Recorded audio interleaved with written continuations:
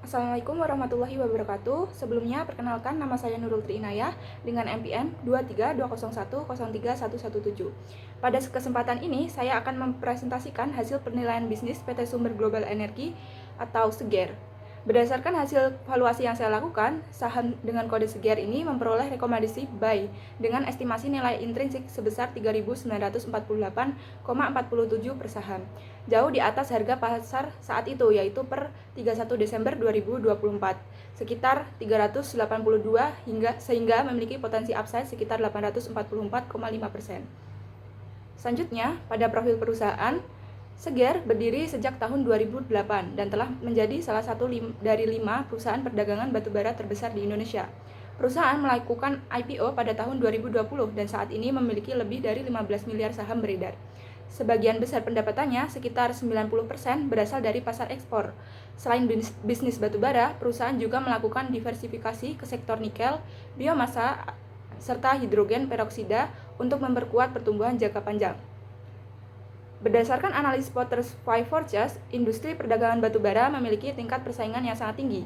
Namun, SEGER mampu mempertahankan margin bersih sebesar 4,68%, lebih tinggi dibandingkan rata-rata industri sekitar 3,5%. Keunggulan kompetitif perusahaan berasal dari 3 faktor utama, yaitu skala dan jaringan yang luas, reputasi, dan keandalan operasional serta diversifikasi usaha.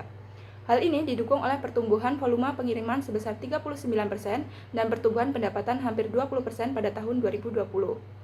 Pada kinerja keuangan historis, pendapatan perusahaan meningkat sangat signifikan, yaitu dari 2 triliun pada tahun 2020 menjadi sebesar 14,76 triliun pada tahun 2020. Hal ini menghasilkan pendapatan sebesar 63,9% yang menunjukkan pertumbuhan yang sangat kuat.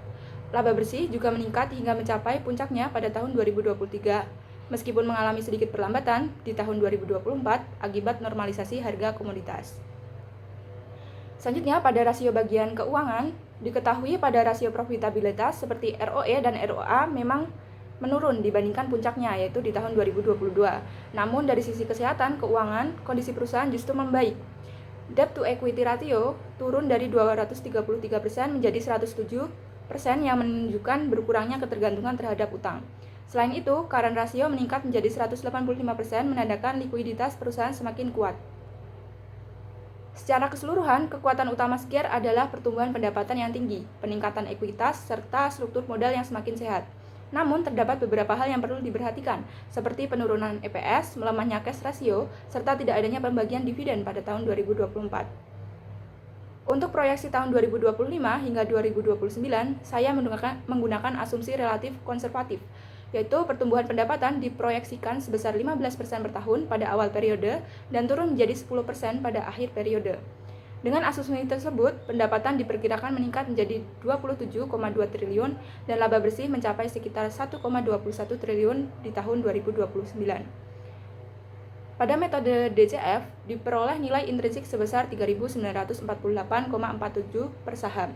Nilai ini cukup tinggi karena WACC yang digunakan hanya sekitar 5,05%, dipengaruhi oleh beta saham yang negatif.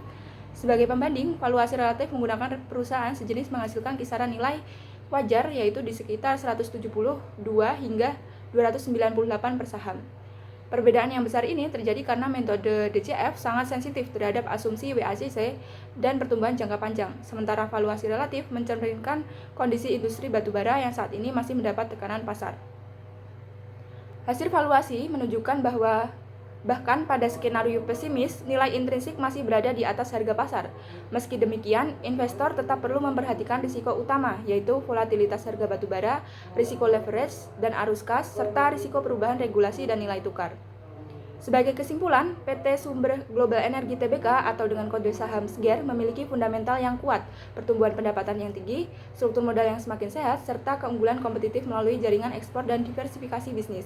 Oleh karena itu, saya merekomendasikan buy dengan target harga 3.948,47 per saham. Walaupun demikian, investor tetap perlu memperhatikan risiko terkait harga komoditas, arus kas, dan kondisi industri energi global. Sekian dari saya, terima kasih.